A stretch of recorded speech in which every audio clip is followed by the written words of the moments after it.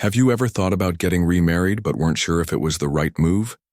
Marriage after 60 is a completely different experience than it was earlier in life. At this stage, love, companionship, and commitment are still important. But so are finances, family dynamics, and your personal peace. Unfortunately, many people overlook key truths about remarriage until it's too late. Whether you're recently divorced, widowed, or have been single for a while, remarrying later in life comes with unique challenges that can directly affect your happiness, security, and relationships. In this video, we're going to uncover 5 essential truths you need to know before saying "I do" again after 60.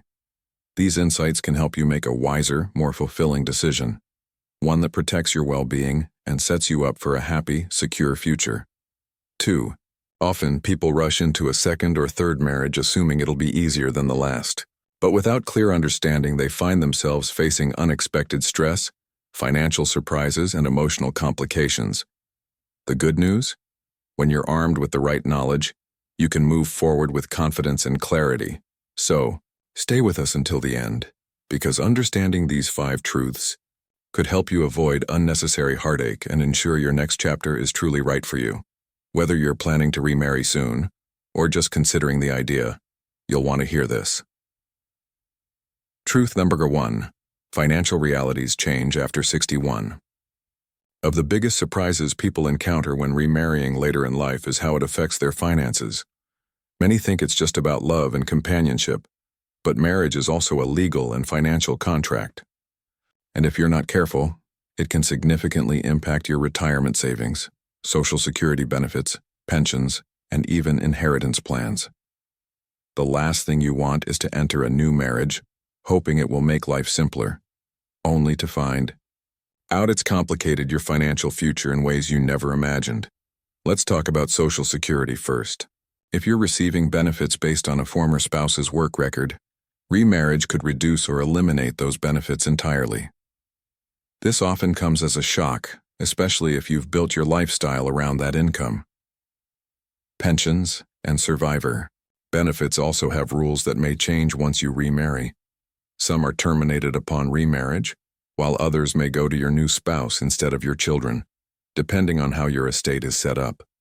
And even if you and your new spouse agree to keep your finances separate, state laws may still come into play during a divorce or after someone passes. Your partner's debts, spending habits, or financial obligations could suddenly become your concern. Estate planning is another crucial area to review. Many people assume they can still pass everything down to their children as originally planned, but remarriage may override your previous will unless you've made specific legal provisions. Take Robert, for example.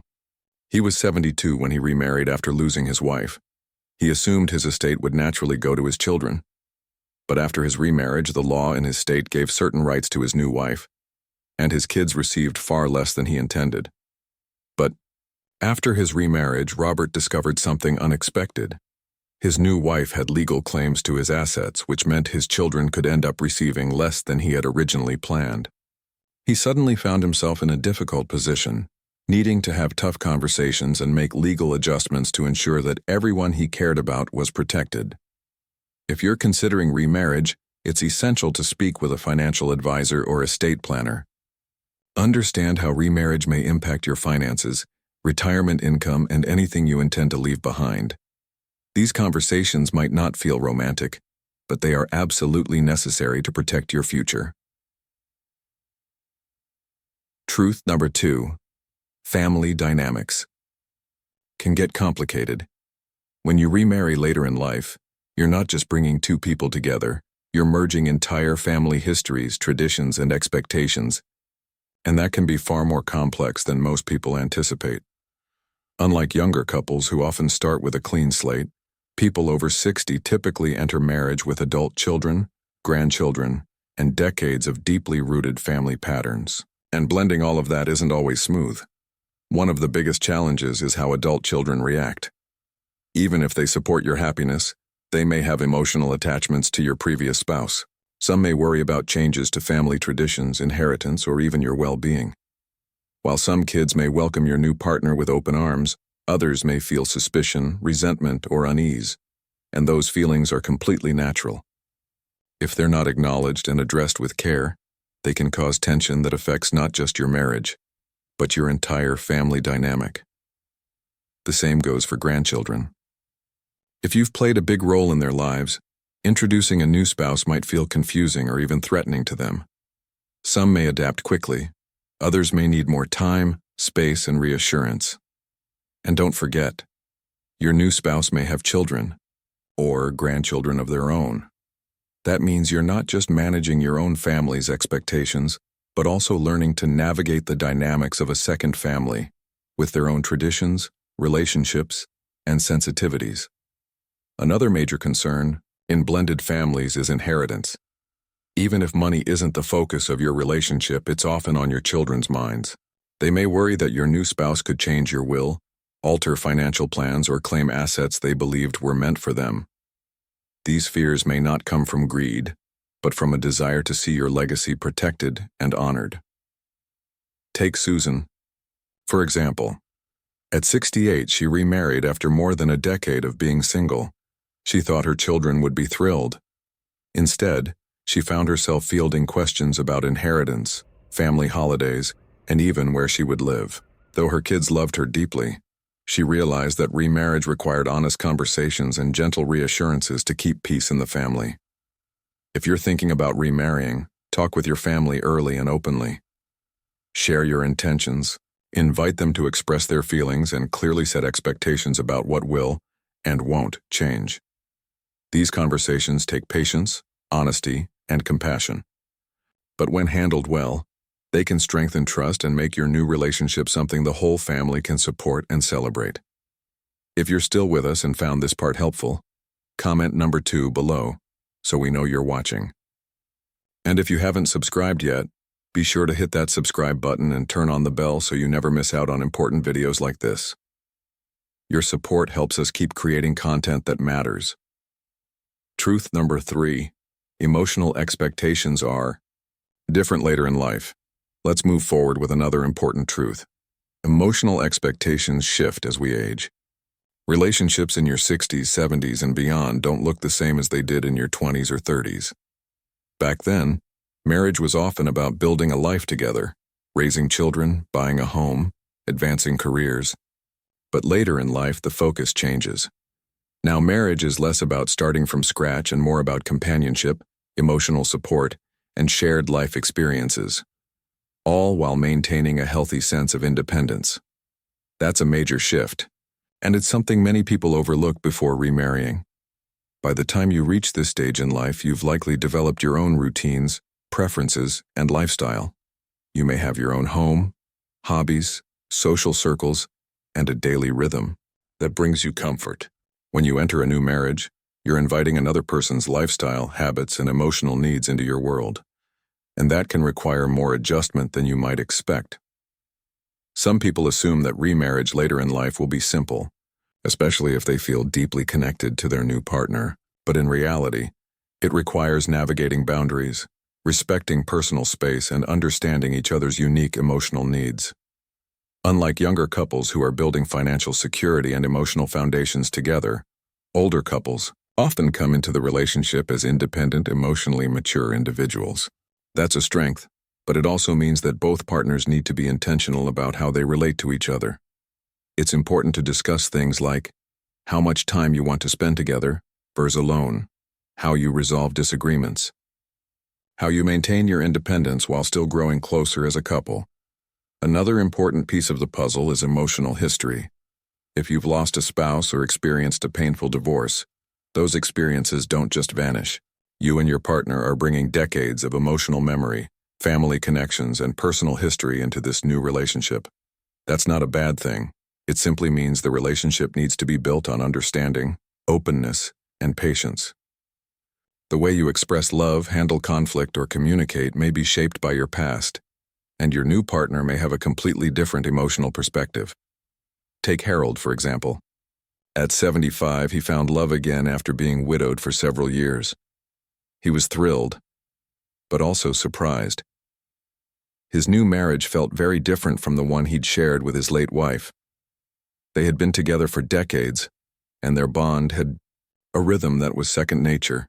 His new wife, meanwhile, had been divorced for many years and was used to doing things her own way. Navigating those differences wasn't always easy, but with patience, honesty, and mutual respect, Harold and his new wife learned how to build something meaningful, something different but just as fulfilling. Truth number 4. Legal considerations matter. More than you think. Marriage isn't just an emotional bond, it's a legal contract. And after age 60, the legal implications of remarriage become far more complex than they were in earlier stages of life. Many people believe love is enough, but without legal clarity, you may face serious and unexpected consequences. From estate planning to healthcare decisions, these legal factors must be addressed before you say, "I do." One of the most important aspects is how remarriage affects your estate. In many cases, a new spouse automatically gains certain legal rights to your assets, even if you originally intended to pass them down to your children or grandchildren. Without proper planning, your estate could be divided in ways you never intended. That's why it's critical to update your will and consider establishing trusts before remarrying. These steps allow you to make your intentions clear and ensure your assets are distributed according to your wishes. Another crucial legal topic is medical decision-making. If you become seriously ill or incapacitated, who will make healthcare decisions for you? In most cases, a spouse takes legal priority over adult children or other family members. If their views differ, this can lead to conflict. Setting up advance directives or a medical power of attorney can provide clarity and peace of mind. Then there's the topic many people avoid: prenuptial agreements. While it might not sound romantic, a prenup is a smart and respectful way to outline how finances, assets, and responsibilities will be handled. It protects both parties and reduces the risk of disputes down the line. Take Eleanor, for example. At 67, she was in love and excited about remarrying, but she also had significant assets she wanted to leave to her children. She and her fiancé had an open conversation and created a prenuptial agreement that clearly defined financial boundaries. This gave her peace of mind and reassured her children that their inheritance was secure. Legal matters might feel uncomfortable to discuss, but they're necessary. Meet with an attorney who specializes in estate planning and family law. Having these discussions early prevents future stress and confusion, allowing you to focus on what matters most: building a meaningful, secure relationship. Truth number 5. Your definition of happiness changes. With age, as we get older, our idea of happiness evolves. In your younger years, marriage often symbolized building a future, raising kids, creating financial stability, and building a life from the ground up. But after 60, happiness tends to be about enjoying what you've already built, not starting over. So before you remarry, ask yourself, does this relationship align with the kind of happiness I truly want at this stage in life? A common misconception is that marriage automatically brings joy and fills the void of loneliness. But happiness in your later years comes from within. If you're not fulfilled on your own, a marriage won't fix that. In fact, entering a relationship expecting it to complete you can lead to disappointment, especially if it disrupts the peace you've already found. It's also essential to consider lifestyle compatibility. At this point in life, you probably have deeply ingrained routines: how you like to spend your mornings, travel preferences, social habits, and even how you manage your space and time. If your potential spouse has a very different lifestyle, it could create tension instead of harmony. Some people are spontaneous, others love structure. Some thrive in social settings, others prefer quiet solitude. Ask yourself how much you're willing to adjust and whether those changes will truly make you happier. Take Frank, for example. At 72, he remarried quickly, thinking companionship would restore the joy he missed from his previous marriage. But his new wife wanted to travel often, while he enjoyed staying close to home. She loved entertaining guests, while he cherished peaceful evenings. While they loved each other, they struggled to find common ground. Frank soon felt that he'd lost some of the freedom and comfort he valued during his single years. Before remarrying, Reflect on what brings you peace and fulfillment. Do you want a traditional marriage where you share everything? Would you prefer to maintain separate living spaces while staying committed? Are you willing to compromise, and will those compromises add or subtract from your happiness? As we wrap up, take a moment to reflect. Remarrying after 60 can be a beautiful new chapter, but it's one that comes with serious considerations. Too often people overlook the deeper truths until they're already in the thick of it. From financial planning and family dynamics to emotional expectations, legal matters, and your personal definition of happiness, these are all factors that deserve your attention. The truth is, marriage later in life isn't about following old rules. It's about choosing what works best for your unique life. For some, that means remarriage. For others, it may mean cherishing their independence or exploring companionship without a formal commitment. Whatever you choose, make sure it supports your values, your lifestyle, and your long-term well-being. If today's video gave you something to think about, take your time before making any decisions. Have honest conversations with loved ones. Get professional advice. And most importantly, listen to your heart. There's no deadline. This stage of life is about honoring what truly makes you feel content, not what others expect. Thank you for spending your time with us. If you found this video helpful, please like, subscribe, and share your thoughts in the comments. Let us know what resonated with you and how you plan to use it in your life. Your support helps us continue creating content that informs, empowers, and inspires. We'll see you in the next video.